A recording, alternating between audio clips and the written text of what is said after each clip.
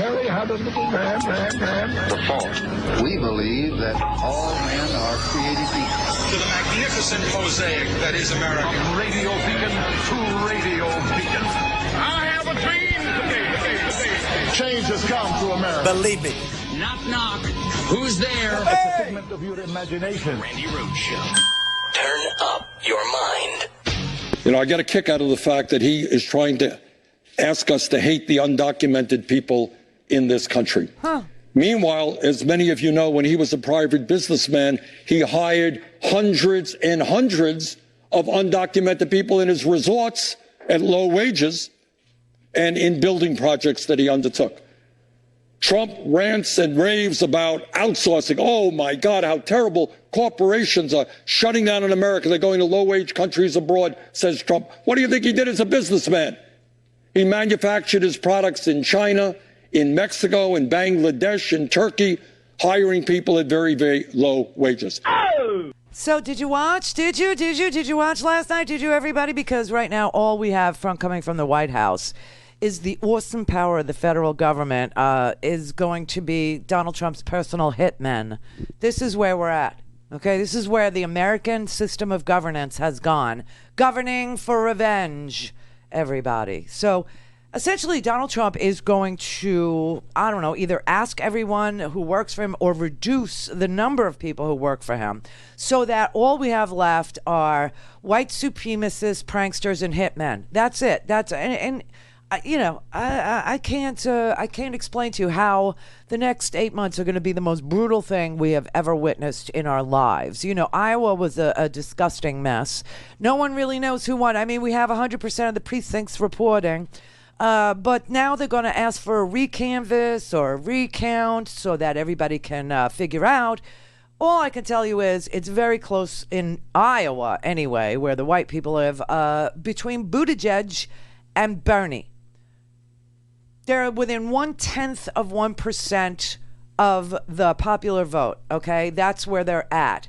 And so because they have an undemocratic system in Iowa, a messy system in Iowa, a ridiculous system in Iowa, Buttigieg gets one more delegate. I don't know. I can't. But on to New Hampshire now. So tonight I want you to know there is a debate. There's a debate in Iowa. It's going to be on ABC, whatever that channel is for you. I remember when there were 3. Actually 4 if you included PBS. And if you lived in New York, you had 2 public broadcasts. You had Channel 2 and 13. 2. Same thing.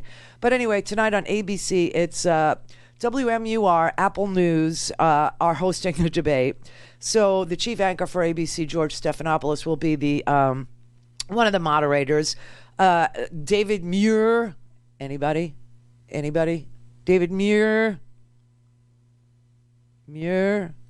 David Muir? Yeah. He's World News Tonight anchor, and he will be there. Lindsay Davis, anybody? She's an ABC News correspondent. And the political director for WMUR, Adam Sexton. They will be the moderators for tonight's debate. Last night, we had town halls. Bernie pointed out what a front-running phony Donald Trump is.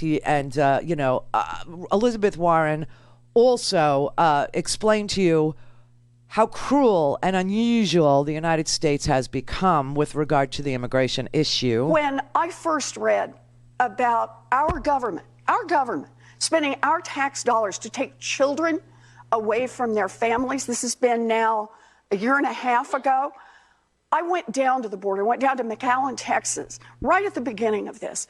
And I just want you all to think about this. I went into what looked like a giant Amazon warehouse.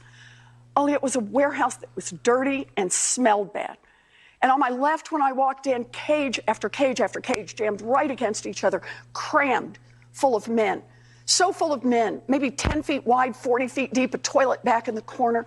So full of men that they couldn't all lie down at the same time. Over here were cages full of women. And I thought, this is terrible, until I walked into the main area. And that's where the cages of children were, right in the center, a cage full of little girls. Just little girls. No toys, nothing to play with, no television on these children who don't even know each other. And they were all just sitting there. They were the saddest little girls I've ever seen. And then another cage of little girls, over there a cage of little boys. Back in the corner, a cage of nursing mothers. And I talked to one of these mothers, and she said that what she'd done is she came from Central America. She said she had given a drink to a police officer. He was thirsty. And the next day, she got the word that the gangs believed she was working with the police. She knew that meant that she and her baby would be killed. So she wrapped her baby up, and she ran for our border. So what we have to do is we have to restore aid in Central America, get our allies to do that, help stabilize those governments so people don't feel that they have to flee for their lives in order to have any future. And then at the border, we have to live our values every day. A nation, we cannot be a nation that takes away children from their families. We cannot be a nation that treats people who come to us, people who are desperate, people who are afraid for their lives, and treats them with anything other than humanity. We are measured by how we treat these, the least of thy brethren. Matthew 25, I was a stranger and ye took me in. We have a moral responsibility to other people around this world, and we have a responsibility to each other to live our moral values every day. That's the kind of president I will be. Just like Trump. He lives his moral values every day. In fact, Donald Trump is so irreligious that he doesn't recognize religion when he sees it. I don't know if you saw this yesterday, too. This was amazing. Nancy Pelosi was cross-examined by the press because Donald Trump said that he hates people who use their religion to do the wrong thing, and he also hates people who say they pray for him when he knows they don't. Nancy Pelosi is a practicing Catholic. If anybody knows any practicing Catholics in your life, my friends that I grew up with, they were practicing Catholics. You know, in their kitchen, over the sink, was a bleeding heart Jesus. Okay? I think actually it like pumped blood and stuff. I think that was like Carmen's Pride and Joy. And there were shrines all over the house. And there were, you know, a place she would kneel and pray all over the house. All over the house.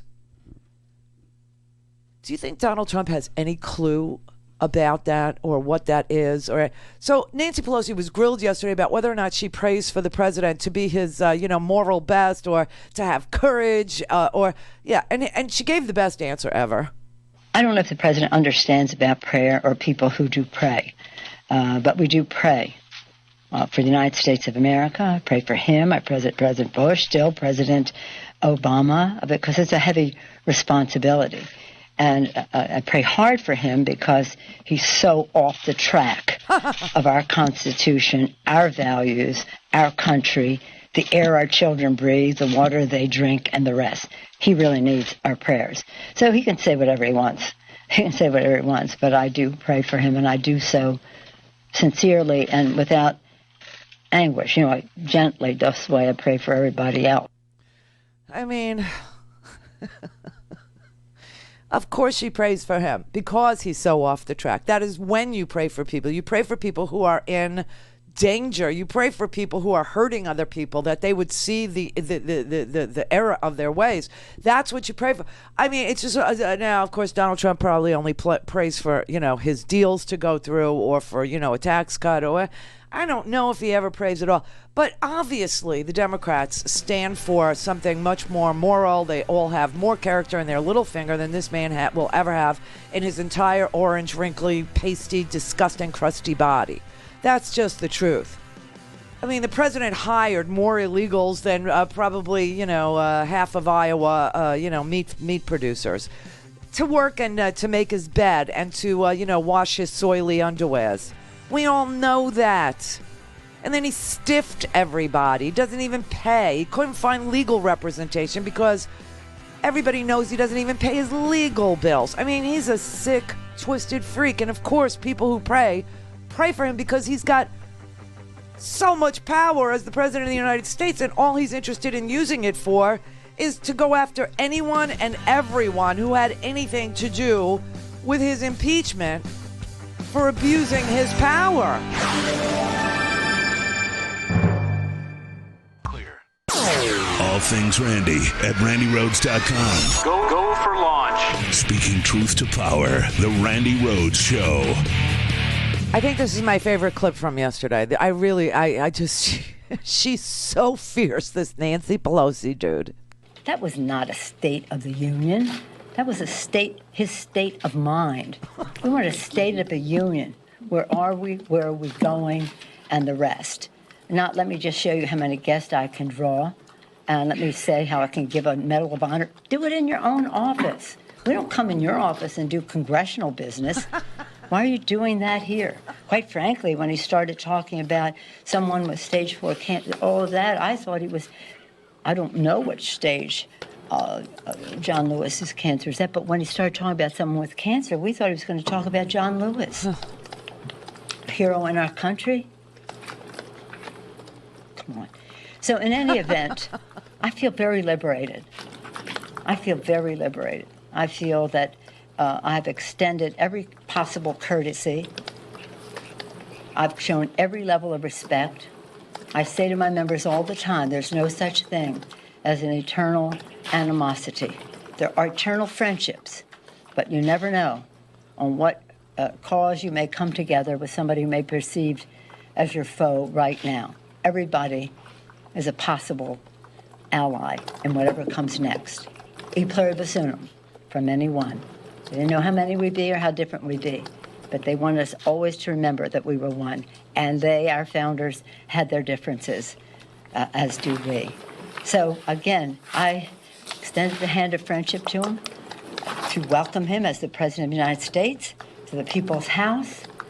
It was also an act of kindness because it looked to me like he was a little sedated. Oh. He looked that way last year, too. Oh. But he didn't want to shake hands. That was that. That meant nothing to me. It had nothing to do with my tearing up. That came much later. And, a speed reader, I just went right through that thing. So I knew what was coming when I saw the compilation of falsehoods. But then when I heard like the first quarter or third, then I started to think there has to be something that clearly indicates to the American people that this is not the truth. And he has shredded the truth in his speech. He's shredding the Constitution in his conduct. I shredded his State of his Mind address. Thank you all very much. There you have it. Note to Jonathan Turley. He called her a liar. He questioned her religion. He lied for 35 minutes. He conducted executive branch business in the People's House, where he was invited to address a joint session of Congress. He gave a Medal of Honor to one of the most divisive human beings on the planet. He talked about cancer and did not recognize John Lewis's suffering. The man is just so about his own addled brain. He is just he lives in his own freaking head.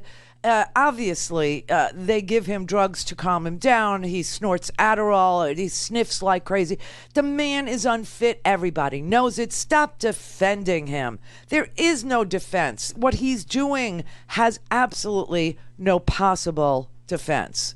And now we find out he is literally using the awesome powers of the executive branch of government to extort people and to punish people. So far, what we've learned today is that the President of the United States is extorting New York City, okay?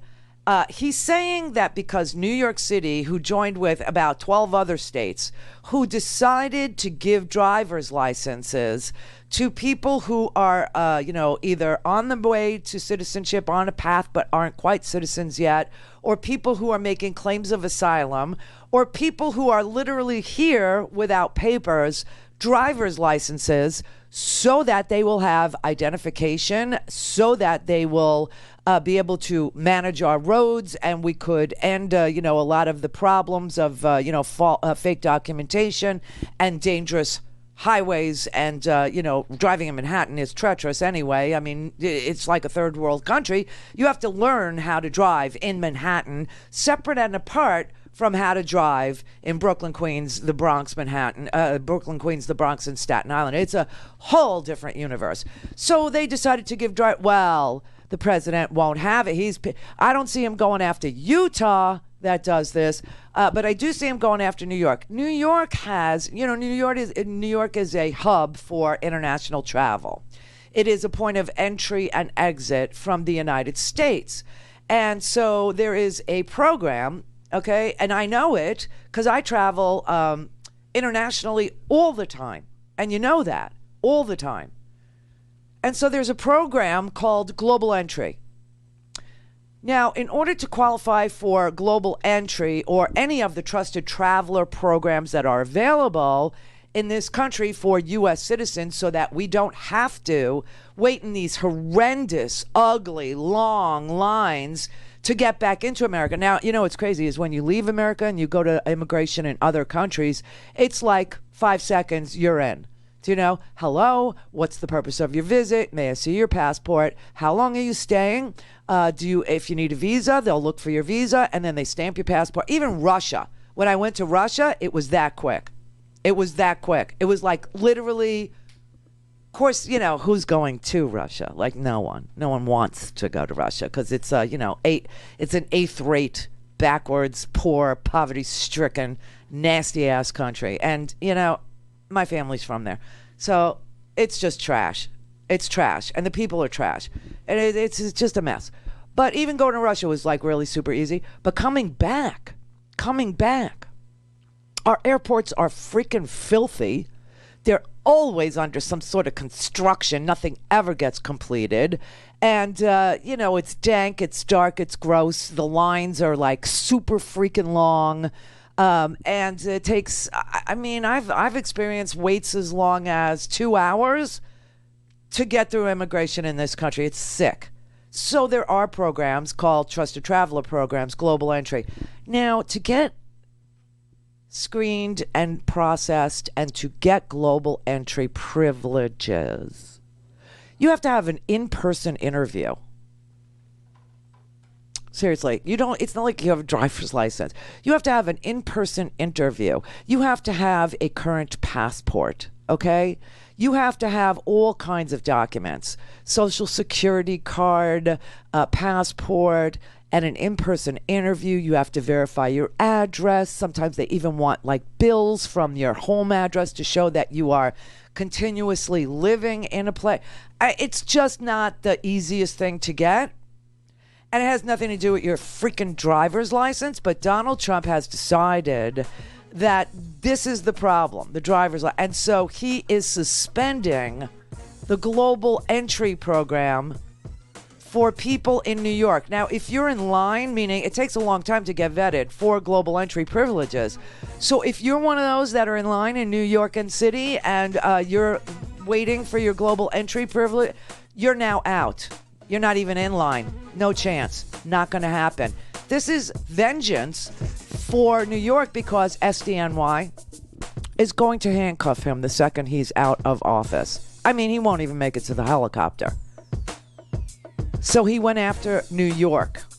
Now he's also going after Alexander Vindman. He's going after Kurt Volker, Fiona Hill. And of course, you know what happened to Marie Yovanovitch. Call in, connect. To speak to Randi, call 561-270-3844. 561-270-3844. I don't want to speak for other people, but I know what I'm telling you is the truth. All of us understand what a threat Donald Trump is to our country and to the world.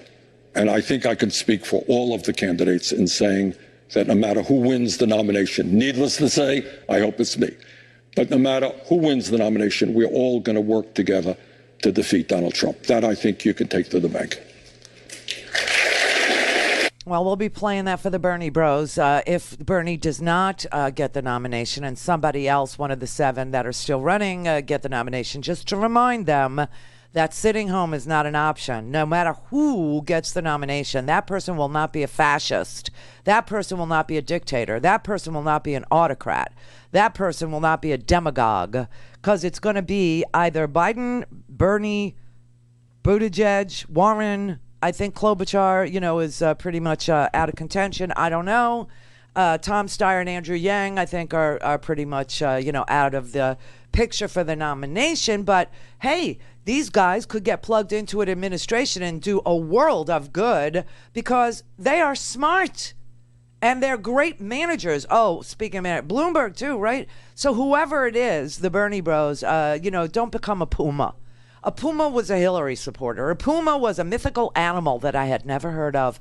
And the mythical puma seemed to exist only online. But the mythical puma, and puma stood for Party Unity My Ass, okay? The mythical puma would not vote for anybody but Hillary Clinton. This is what cost us, a lot of votes. A lot of votes. 69 million people voted for Democrats or independents or Green Party candidates. 69 million. 63 million voted for the orange Twitler. So there's 6 million. We're up 6 million.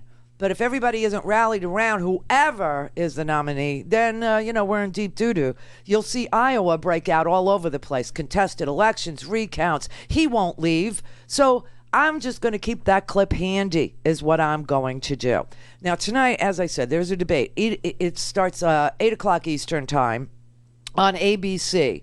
And, of course, it's Biden, it's Sanders, it's Buttigieg, Warren, Klobuchar, Steyer, and Yang. I would urge you to wake up and pay attention. It is crunch time here. And our issues are important.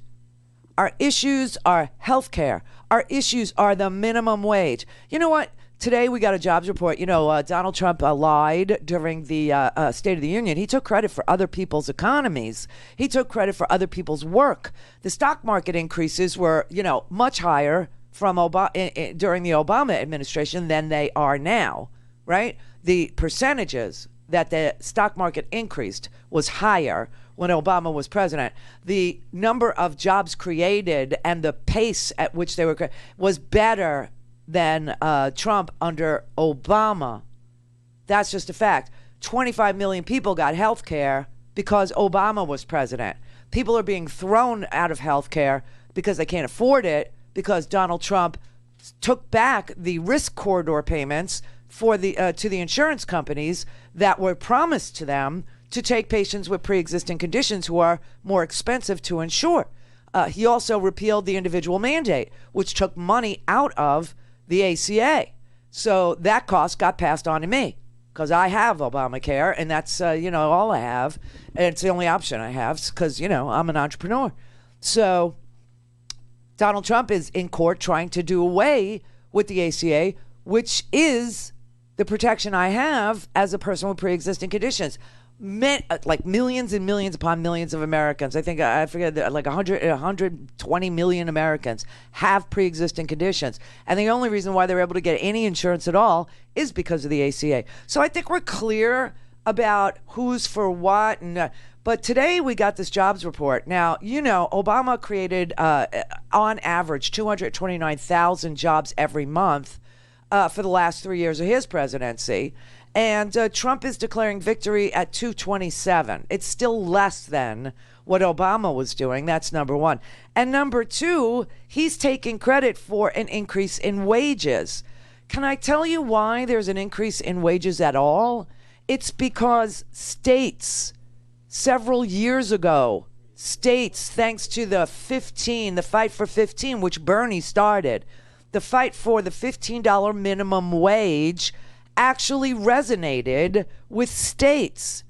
And so it has become a reality in many, many states across this country. And the gains that you see from states like New York, like Los Angeles, cities and states, Los Angeles, well, I'll tell you, there's 32 states that are coming online, 32. That are coming online with a $15 minimum wage. But there are states right now that only have the minimum wage at $7.25.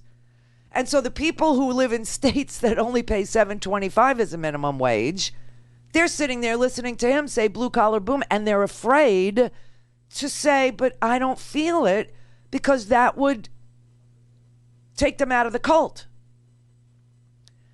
So they just tell themselves this bizarre story that they must be losers. You're not losers. Your states are losers. Where you live is losing. Like in Kansas City, Missouri. There's this is from USA Today, okay? I picked a mainstream news. Oh, I don't want to hear from the Washington Post. I don't want to hear it. All right, USA Today. So in Kansas City, Missouri, there's a woman. Her name's Molly Hobbs. She's 28. $9 an hour. She works full time. And she is forced to share a 3-bedroom apartment with 5 relatives and friends, including her mother. She spends $20 a week on groceries, which is 1 meal a day, 1 pair of socks, 2 pairs of pants. Her cell phone turned off, non-payment, and she doesn't have money to replace her one-armed eyeglasses. Quote, it's been very difficult, and this time of year it's even more stressful. A 45-cent increase in her pay to $9.45 would help her buy new frames for her glasses. It would help her also pay her phone bill, and she could start saving towards buying a car. She said every little bit helps. But the federal minimum wage has been stuck at $7.25 an hour since 2009, except that the House of Representatives, when it turned over to the Democrats, passed legislation to raise the federal minimum wage to $15 by 2025. Mitch McConnell buried it. That bill for the minimum wage to be raised 15, buried it, refused to even debate it. Why? Because lobbyists for the restaurant industry, service industries, healthcare, home aids, they all lobbied the Republicans. No, it would cut into our profits. It would cut into our profits. It wouldn't put them out of business, but it would cut into their profits. So it died in the Senate. But 29 states that have 61% of the U.S. workforce, big states, blue states, 29 states with 61% of the workforce have pay floors that are above $7.25. 26 cities and counties next year, including California, New York, Illinois, Maine, Michigan, Massachusetts, they will raise the minimum wage to $15 an hour. That's the increase in wages. This is the Randi Rhodes Show. To speak with Randi, dial 561-270-3844. That's 561-270-3844.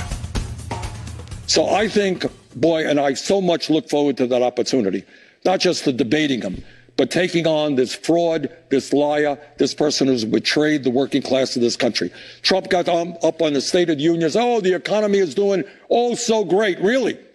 Well, for the billionaire class in the last 3 years, their wealth has increased by $800 billion, a 37% increase in wealth for the billionaires. 37. Anybody here know how wages went up last year for the average American worker? Anybody happen to know what kind of wage increase the average American worker saw in inflation accounted for wages? Anybody know? 13 cents. That's right. No, it was 17 cents. 1%. So this is the booming economy. Half of our people living paycheck to paycheck. 500,000 people sleeping out on the street, including 30,000 veterans. And in this great booming economy, the billionaires over 3 years see a 37% increase in their wealth. Average worker, 1% increase in his or her income. He's a fraud. He's a fraud. And people are afraid to say they don't feel it because he keeps saying it's a boom, it's a boom, it's a boom. And people that aren't feeling it are sitting there saying, I must be a loser. Stop telling yourself that. It's just not true. The president is the fraud. The president is the loser. He is the liar. He is the demagogue. He is the person who makes stuff up out of whole cloth. So here we have 21 states that still have minimum wage at $7.25. And then we have 21 states that have federal that are actually increasing the minimum wage to $15 an hour, or have in January. And later this year, more states will come on board raising their minimum wage, and some cities will do it, if not your whole state. I will tell you, there are some places like Madison, Wisconsin, Louisville, Kentucky, Polk County, Iowa, that have adopted their own higher minimum wages only to be blocked by your Republican state legislature. In Colorado, lawmakers repealed the state's wage preemption law last May. What does that mean? It means that Denver could pass legislation that brought the minimum wage for people who worked in Denver, Colorado, to $15.87 by 2022. 12 other states are trying to do this. Kentucky, Mississippi, Oklahoma, and Texas, who still only pay $7.25 an hour. The companies that are lobbying against the wage increase are Target and Walmart. I can't, and healthcare companies, you know, with the aides and the visiting nurses, the traveling nurses. I mean, it's just so, and that's where the job creation is, by the way. The job creation is not in manufacturing. Manufacturing is in a technical recession, for real. All the job creation is in services, where typically the salary is very low, and people are not working full time. People are working 35 hours a week.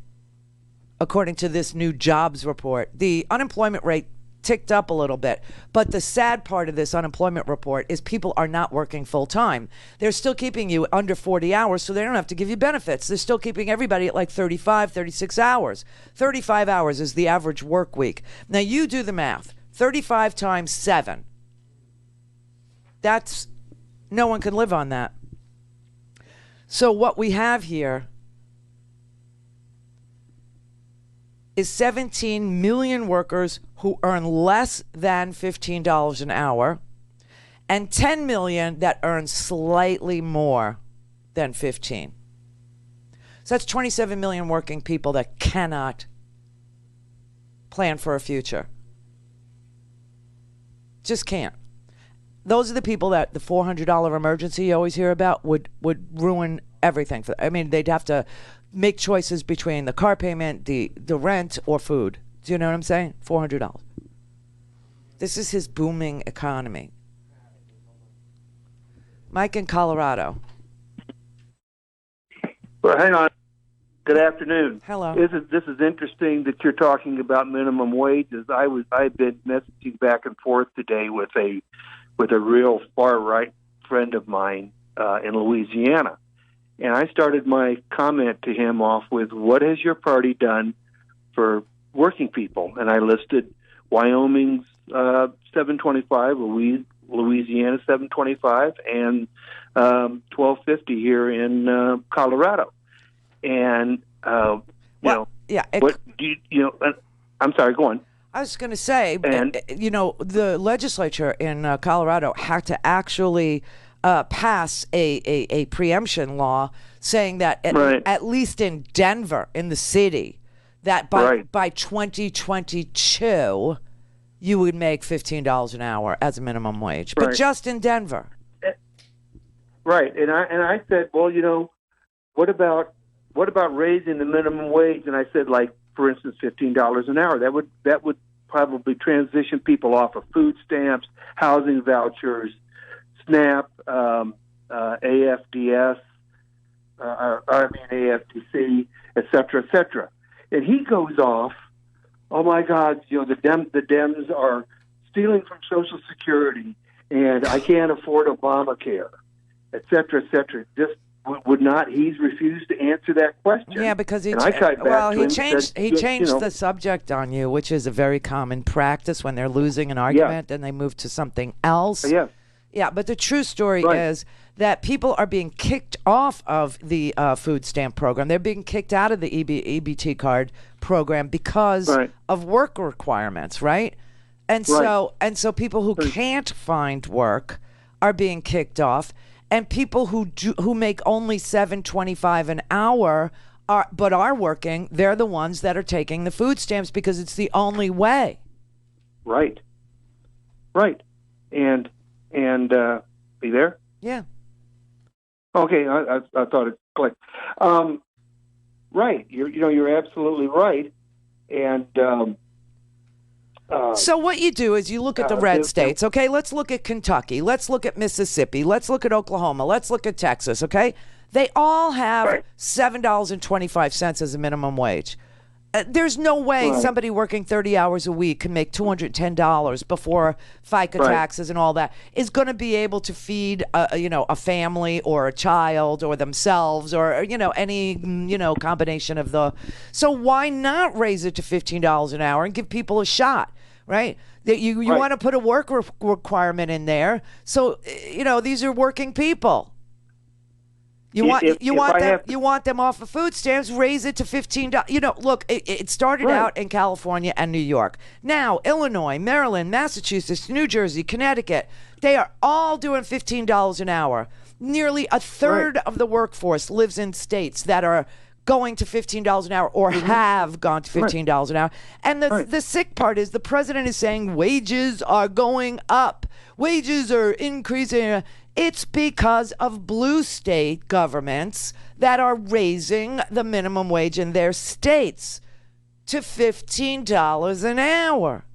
That's how wages are rising. His preferred group, the undereducated, the poor, whatever he wants to call them, they are seeing no progress. But he's got them all, he's a snake oil salesman. He has them believing that they're losers because the economy is passing them by. It just depends on where you live. If you live in a red state like Mississippi or Oklahoma or Texas or Kentucky, you're making $7.25. Where if you just moved to, Maryland or you lived in Connecticut, same job, same everything, same hours, you would be making 2 times as much because of the legislature, because of the blue state nature of the place you live. John in North Dakota. Hi. Hey.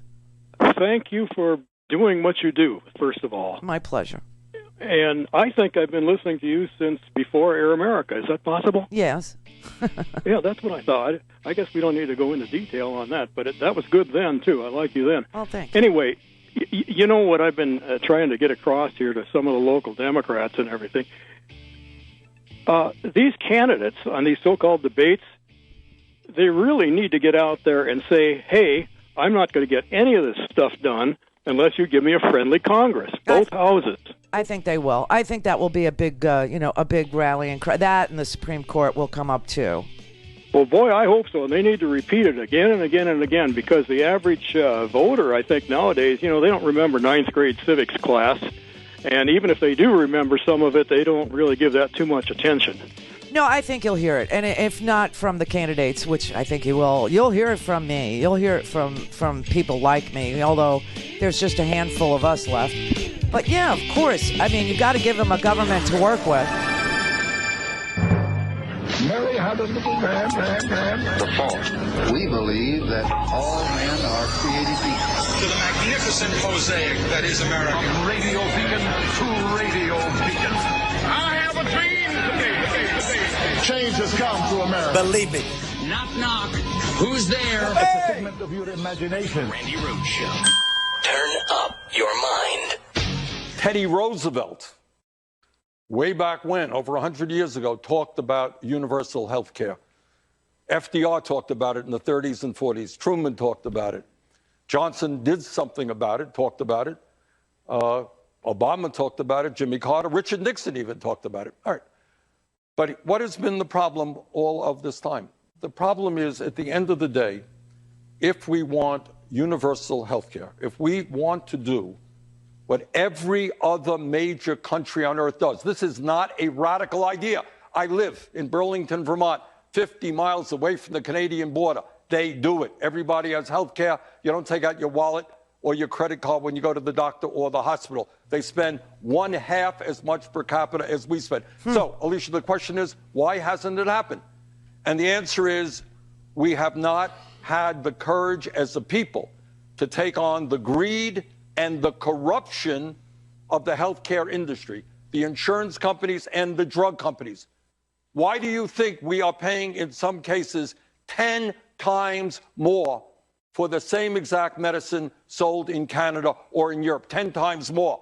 And it has everything to do with the fact that the pharmaceutical industry over the last several decades has spent billions of dollars on lobbying and campaign contributions. They buy Congress. Yes. Alicia, the drug companies and the insurance companies will not buy me. I don't take their money. I don't need their money. We are going to take them on in America. We will not pay the highest prices in the world for prescription drugs, and we will, in fact, move to a Medicare for all, single-payer system, quality, comprehensive care for all, and it will cost the average American substantially less than that family is paying today. Yeah, that's a bad idea, isn't it? So let's continue to pay twice as much as every other country and get half of what they get. That's a good plan, isn't it? So let's pay twice as much and get half as much. Because who wouldn't take that deal? Now, Donald Trump is telling you he's a brilliant negotiator. That is his thing. He's really good at negotiating. Meanwhile, he's negotiated nothing on our behalf. All that we got on this China trade deal is 52% increase in farm bankruptcies so far. That's all we've seen. The Chinese in phase one said that they will pull back some of the tariffs on some of the goods that they retaliated against when Donald Trump started this stupid trade war. So basically, it's still worse. The tariff, the tariffs on our stuff is still worse than it was before Donald Trump, which is great. It's still true that the farmers have lost the Chinese market because for soybeans and such, they have now gone to Brazil, so the farmers can't even replace the markets that Donald Trump caused them to lose. That's a great result. But the big thing he's touting as being success and victory is half a loaf of what it used to be, or a truce at the very best. Great negotiator. He's so good. But he doesn't want to negotiate with pharmaceutical companies the price that Americans pay for their wares. If he's such a great negotiator, why doesn't he do that? If he's such a great negotiator, why isn't the Medicare program, which is the federal single-payer program, why didn't he force the Medicare program to negotiate with Big Pharma the price that seniors at least pay for their prescription? Because he sucks at it, that's why, and he's lying. You know, last year, Big Pharma, the four biggest, $7 billion more dollars to their bottom line, because he gave them a pass on taxes. He's such a front-running phony. So let's continue to pay twice as much as every other industrialized nation for coverage and get half the care that every other industrialized nation gets. Because that's a really good plan. I think we know what our issues are. I think we know what we stand for. Amy Klobuchar last night, she put her plan for mitigating student loan debt out there. It's not anything that I'm for, but hers is very incremental. It has to do with the ability to refinance it or whatever. Especially if you want to go into public service, there's something we can do immediately. And that is, there is someone running that student loan payment program for people who become teachers or go into government. And that person name is Betsy DeVos. So we don't have to wait 100 days to do this. In the first 100 seconds, I will fire Betsy DeVos. And so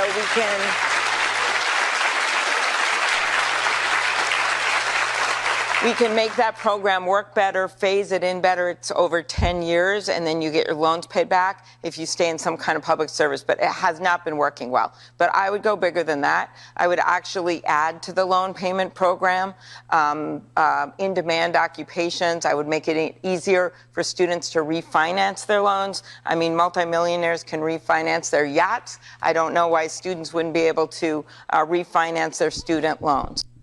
Yeah, well, refinancing costs money. That's the first, argument I would make about how that's not a solution because, if you wanted to refinance your house, let's say you needed to, refinance your house, you had a adjustable rate mortgage and you wanted a fixed or you wanted to go from 30 years to 15 years, you're going to pay the bank to do that for you. So that's not but I like the public service portion. I think if you do I think everybody needs to do public service in this country. I think every person from 18 to 42 should have to do public service for at least a year or two of their lives. You know why? Know why, everybody? Because we would get to know each other again. That's the first beautiful thing about public service. When you have done public service, and everyone who's ever served in any capacity, whether you are a fireman or a police officer or you are a military person or what, you know that being in public service helps you know your neighbor and your comrades. It helps you to know all different kinds of people from all different walks of life who are doing the same kind of public service you are. It's a good way to get to know each other again. So I'm all for public service. But I think that if you're going to do public service, for every year you do public service, you should get a year of college tuition. College of your choice. See, that way the millionaires and the billionaires' kids, they don't get all that much because they will never do. They'll look for some sort of a waiver on their part. But I like the idea of public service in exchange for education. That's why I joined the military. It's not out of patriotism. I'm the only person I know on the air who has served that doesn't lie about why. It's not, I felt this calling to, no. I didn't get called to be a nun. I didn't get called to be a priest. There was a GI Bill and I wanted an education. So I thought, I'll trade that. I'll go enlist for 4 years and I'll get it. But of course we changed presidents. And by the time I got out, Ronald Reagan had done away with the GI Bill. So I got stiffed. But I'm just saying, we know what our issues are. We know that we want a $15 an hour floor.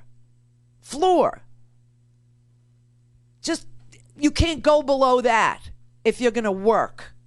That you are worth $15 an hour, especially if you're scrubbing, some soily butt of some sick person as a healthcare aide. And I've met them now. They're at my house. They're amazing people. So we know that, wages are an issue for us. Healthcare is an issue for us. Student loan debt is an issue for us. Bringing us together is an issue for us. Public service would do that for us. Get us to know each other again. The blue states supporting the red states, that's a fact, is an issue for us. Honest government, campaign finance reform, not being able to buy Congress, lobbying reform. We know what our issues are. Consumer protections. And they are sitting over there on the thousands of hours of fake news outlets saying that we don't know what we're for. Mike Huckabee, I want to play a clip on the other side of this break. Mike Huckabee saying that the Democrats don't know what they're for. What is Donald Trump for? Donald Trump.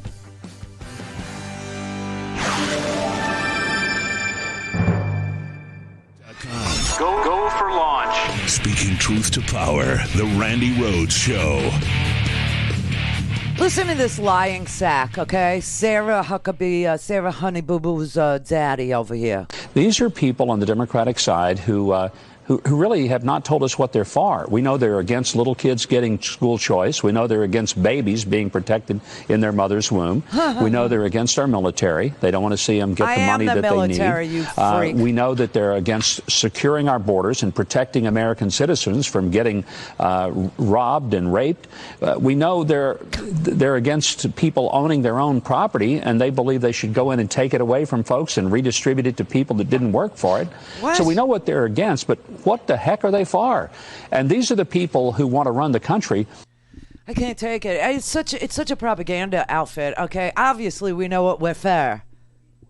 We know what we're for. We're for Arkansas stopping poverty, right? Huckabee. We're for that. We're for health care for everybody. We're for immigration reform. We're for a $15 an hour minimum wage. We're for public service. I mean, what? Babies in the womb. Are you freaking kidding me? You're kidding me with this, right? It's the 1973 abortion argument that they're still running on. I don't even understand what they're for. They're for nothing. They're for 27 million people making $7.25 an hour and making sure that they can't take advantage of the general welfare of the people, food stamps. They're for collecting taxes and then saying you are owed nothing in the end. Just pay and pay and pay and get nothing. And by the way, immigrants, illegal or otherwise, they pay trillions of dollars to his state. They pay, I should say billions to Arkansas. They pay billions of dollars to their state, to Arkansas. They got food processing plants there. They got agriculture there. Those workers pay taxes. They have a TIN, a taxpayer ID number.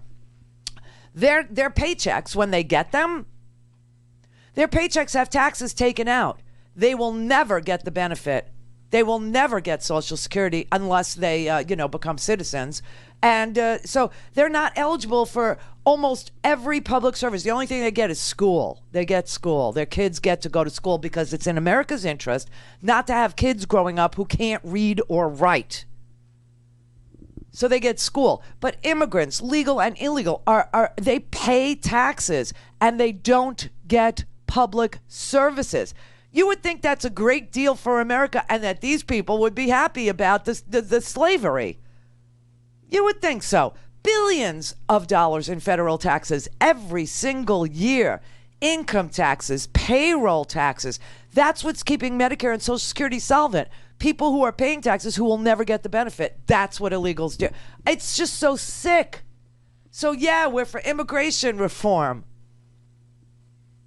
We're for increasing the minimum wage. We're for paying not twice as much as all other industrialized nations and getting half the care. We're for getting half the premium or no premium and not having to take out a credit card or a checkbook to get medical care. And yes, we can afford it. $98 trillion with 90% of it going to the top 1% is not how you run a country. Randy in Iowa. Hey, Randy, how are you today? Hi, Randy. Well, you're working. I guess that's good, and you're raising the fervor against Trump and all this craziness that's going on in the Republican Party. Because there is no Republican Party. There's only the party of Trump, okay? That's all there is left. They're still calling themselves the GOP, but it's just the party of Trump. You know what just happened? I don't want to take you off of your whatever you call it. Why don't you tell me what you called about, and then I'll tell you what just happened. Well, I was gonna mention that when the minimum wage came up, I live in Western Iowa, and that's where all the right wing King's district, Steve King's district. Oh God! And, yeah. So the thing is that this ag-based community that people work for, low wages or work for cash contract labor and they don't pay any Social Security in, or they work for a little over between minimum wage or a little over minimum wage, and they over their lifetimes never pay enough Social Security in and Medicare in to retire without being more dependent on the federal government. So and one of the worst corporate abusers of this is Walmart, which is based in Arkansas.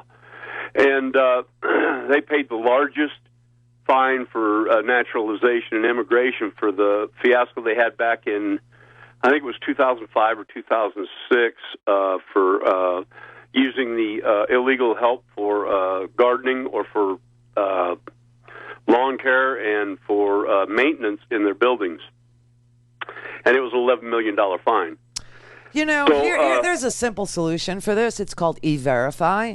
And businesses don't want to use it because they like the slave labor. They like paying under minimum wage. They like it. They like it a lot.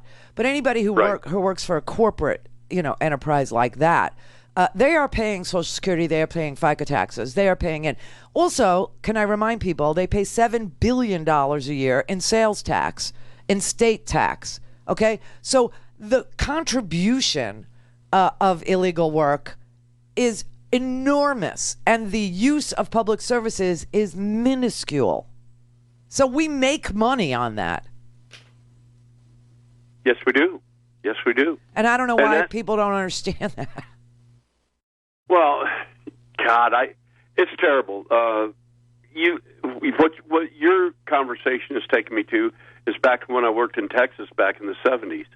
And they have abused illegal immigrants by paying them substandard wages and then never paying in federal or state income taxes on them. And then they just keep all the profits that they reap off the illegal labor in the state of Texas. And yeah, but no matter what, no matter how you slice it, they still. I mean, if they're paying them in cash, which I'm not really, aware of, but when I lived in West Texas, I lived out in the Permian Basin, okay, and the people that were here, doing agriculture work, they were doing cotton, believe it or not, picking cotton and watermelons. It was very strange, but they still paid sales tax. They still paid local tax. Like everyone else, if they bought anything, they were paying it. And so that helped with highway repairs, and that runs the state courts, and that pays for the police, and that pays for the firefighters. So I don't know why people just lie to themselves that, that they're not making money on this cheap labor, because they are. Their states are. But I'm not aware of the cash under the table stuff. I'm pretty much aware of paychecks at the end of the week with taxes taken out. Most people who work in this country without green cards or who aren't citizens, they all have tax ID numbers. And that is how the money comes out of their check and goes to Treasury. People just don't know that. And they should know that because it's knowable. Call in, connect. To speak to Randi, call 561-270-3844. 561-270-3844. He's going to take acquittal and think, I can keep doing this. No, I don't think that. Hopefully, it'll be instructive. I think he'll put two and two together. In this case, he was taken to the carpet. But hopefully, he'll look at this and say, okay, that was a mistake. I shouldn't have done that. Shouldn't have done it that way. I think that he knows now that if he is trying to do certain things, he needs to go through the proper channels. The president says he did nothing wrong. Why do you think he learned something? He was impeached. I believe that he will be much more cautious in the future. I think the message has been delivered. Should he acknowledge that he did something wrong here? I don't expect that he will. Why do you have that feeling that he has changed, that he learned a lesson? Well, I may not be correct on that. It's more aspirational on my part. They took nothing. They took a phone call that was a totally appropriate call. I call it a perfect call because it was. Oh my God, perfect. And they brought me to the final stages of impeachment. But now we have that gorgeous word. I never thought a word would sound so good. It's called total acquittal. Okay, let's explain this real quick. No witnesses, no trial. So no acquittal. All they did was vote to end the trial. They didn't do anything else. I don't care what the headlines say. We all know intellectually, we all know honestly, we all know deep, deep, deep inside that trials have witnesses and documents, and that this did not have any witnesses, nor did it have any, zero documents were produced.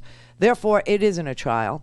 So no trial, no acquittal. That said, let me explain how he has not learned his lesson. I told you he's extorting New York because he really is afraid of SDNY in New York, the Southern District of New York's U.S. attorneys, who are going to indict him the minute he doesn't have the protection of the presidency, which is why he's literally running to stay out of jail.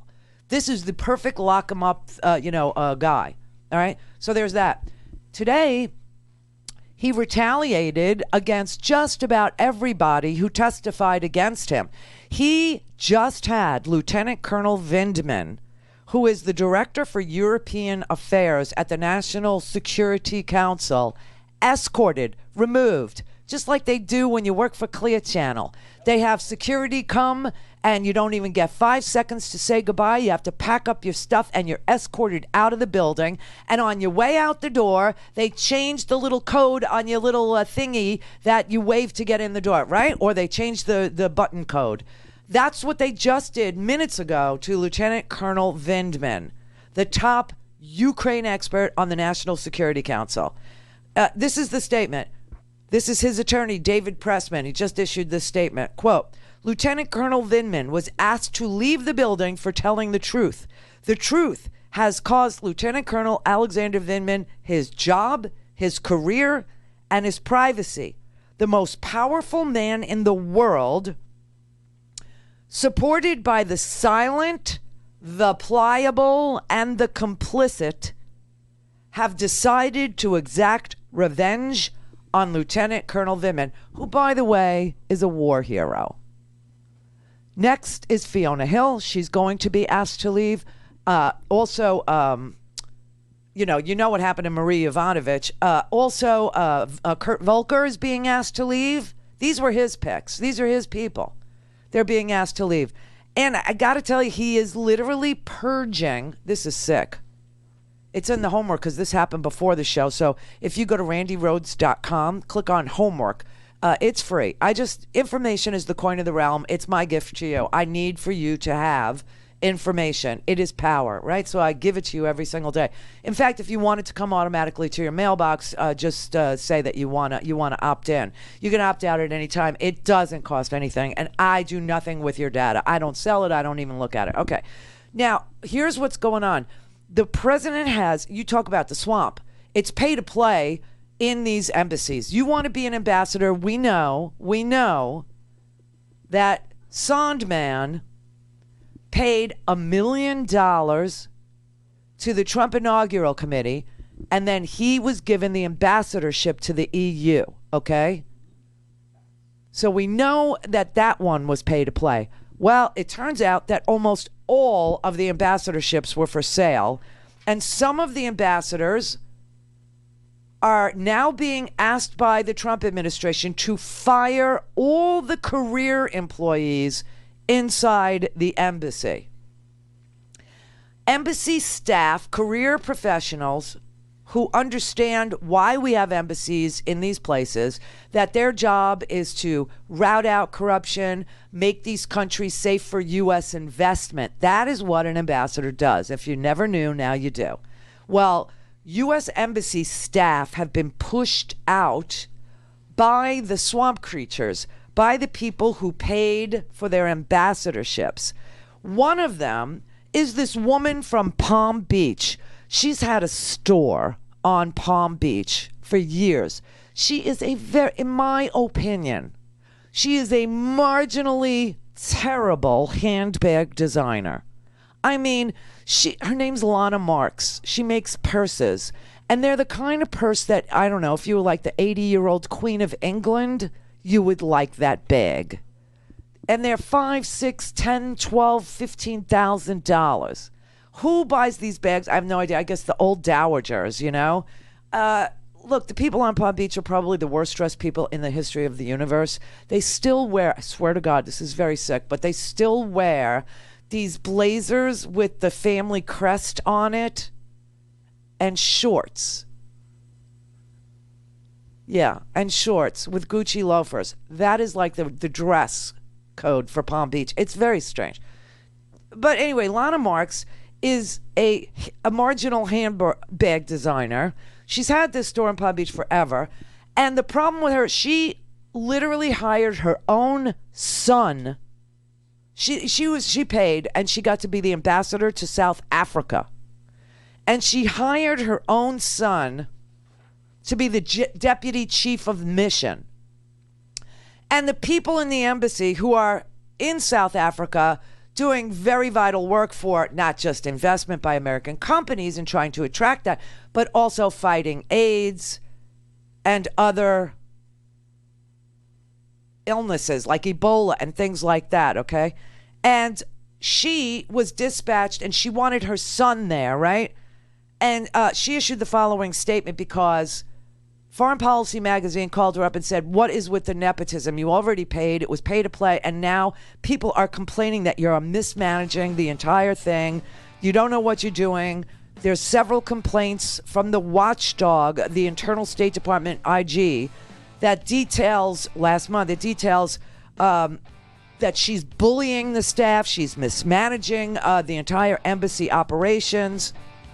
And she issued a statement that said, because she fired her deputy chief of mission, David Young, who is a career professional, for her son, for nepotism, right? And she said, David Young, my former deputy chief of mission, is a wonderful man, tremendously capable. I was and am personally very fond of him, but our management styles are different. I felt it far more appropriate for him to be a charge to affairs, which I arranged for him, and I was told was imminent. I only wish him the very best in the future. She fired him and hired her son. This is the swampiest of the swamp. Now they're gutting the State Department, is what I'm saying.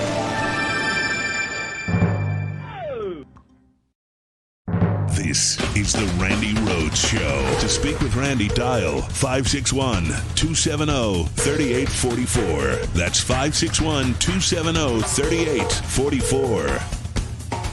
We got some free pie here. Free pie? We turned America's economic pie into a real one. This is the American pie. And found a lot more people willing to address a simple question. Who gets what? We have 5 plates. Alrighty. This represents everybody in America. Okay. So you've got your wealthiest 20% all the way down to your poorest 20%. And that is the American pie. The pie itself represents about $98 trillion of household wealth in America. We asked people to dole it out as accurately as possible. I guess start off with 2 slices. On the wealthiest? Here? Okay. Yeah. How many pieces of the pie would you put on the middle class? Put 4.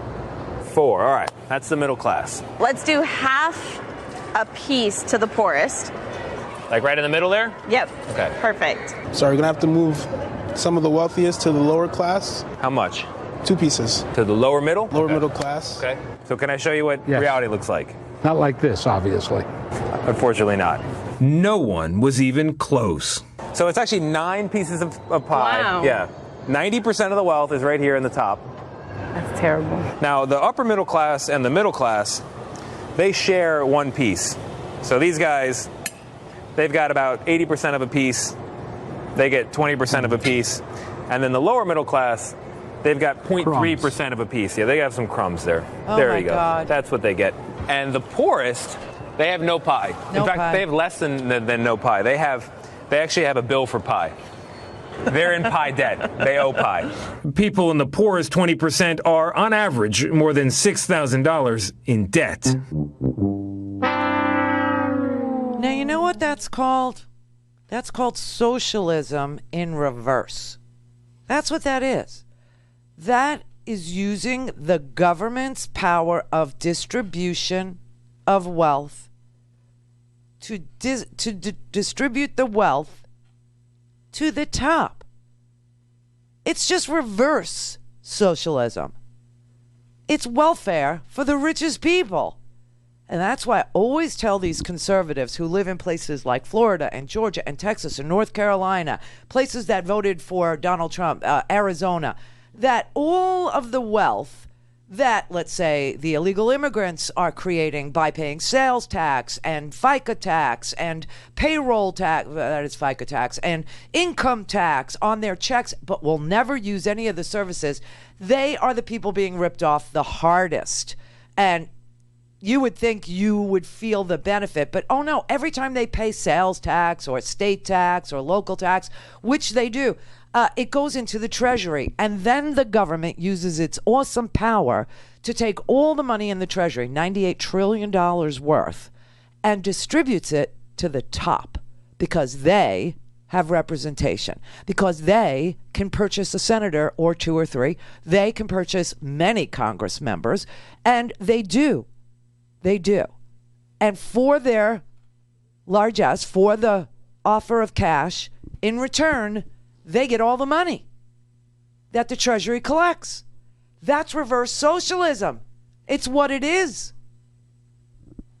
So if we're going to talk about socialists, then you need to talk about socialists. people who use the power of the government to distribute all the money in the Treasury to the wealthiest Americans. Because that is the American pie. Steve in New York. Hey, Randy. Hi. Randy, can you hear me? Randy, can you hear me? Can you hear me, Randy?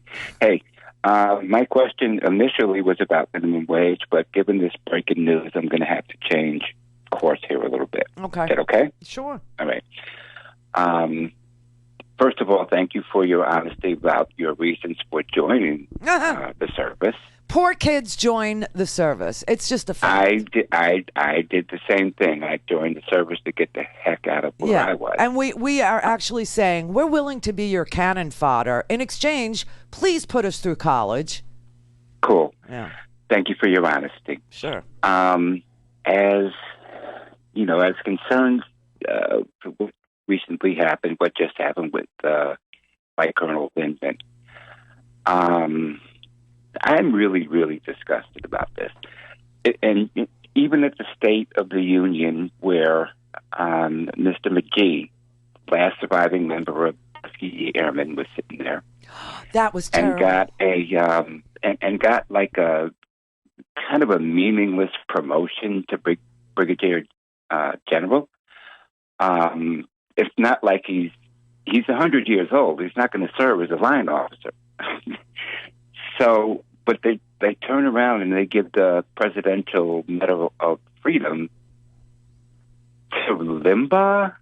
Yeah, it was hard to take, I will say. It really was gag-inducing. It was vomit-inducing is what it was. It really made the bile in my throat, just want to projectile out. It was really hard to take, really hard. I really, really tried to watch the whole State of the Union, but I had to turn it off. I just couldn't stomach it. And yesterday, I didn't watch any of that. Well, I was live tweeting because I was fact checking in real time for people who follow me at Randi Rhodes on Twitter. And the first 35 minutes, it was like after the first 30, it was like 31 lies he told in 35 minutes. And then he proceeded to turn this reality TV show that had no reality to it whatsoever into a freaking game show. And it was sick and twisted. And you had a 2-year-old little boy who didn't know his dad because he wasn't prepared properly to, right? You had Rush Limbaugh over the Tuskegee Airmen getting the Presidential Medal of Freedom in the House of Representatives, not in the executive office where that's supposed to happen, using the People's House to do his freaking game show giveaway was just bizarre. And I don't think a lot of people realize that that's what happened there. And then the whole thing, and then using an adorable little girl as gave her a prize of a scholarship to go to any school she wanted, which is called public education, by the way. I mean, But Randy, last State of the Union, Trump was criticized for not being inclusive of black people. So this State of the Union, he decided to go all in. Oh, I see. Okay, and what made me turn it off was when they cut to the two-shot of Ivanka and the other veteran, the black guy, who apparently was a total loser before Trump came along. I mean, that was just, at that point, I said to myself, look, this guy is just, it's like you said, Randy. Here's a little fact for everybody. African American unemployment is twice what white people's unemployment number is, okay? So he can say whatever he wants. I will tell you this. When Obama came into office after Bush left this colossal hemorrhaging economy because of the tax code, because of the wars, because of the spending, and because of the deregulation of the banking industry, unemployment was 10%. Obama took it down to 5%. It's 3.6 now. He hasn't made that much of a difference. By the way, African American unemployment is 6% to this minute. 6%. So he's full of crap. No, it was all lies. It was just all lies. And I didn't watch what happened yesterday at the prayer breakfast. Oh, my God.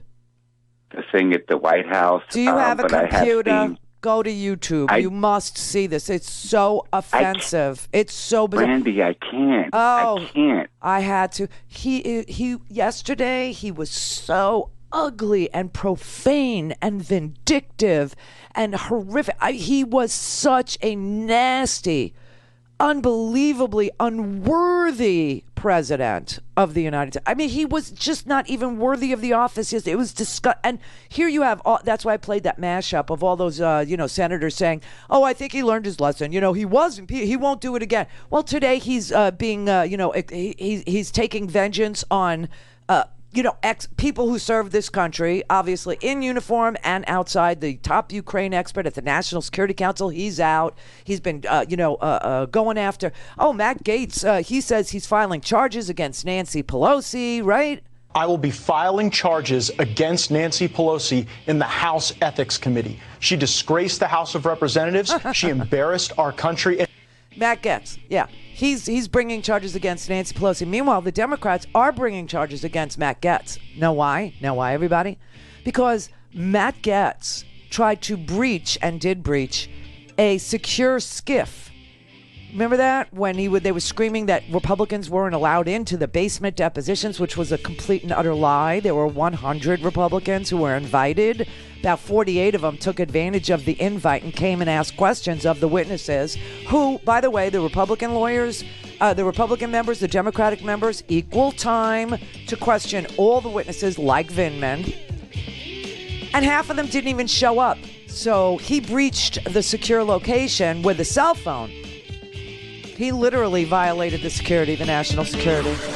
Anyway, debate tonight, 8 o'clock ABC.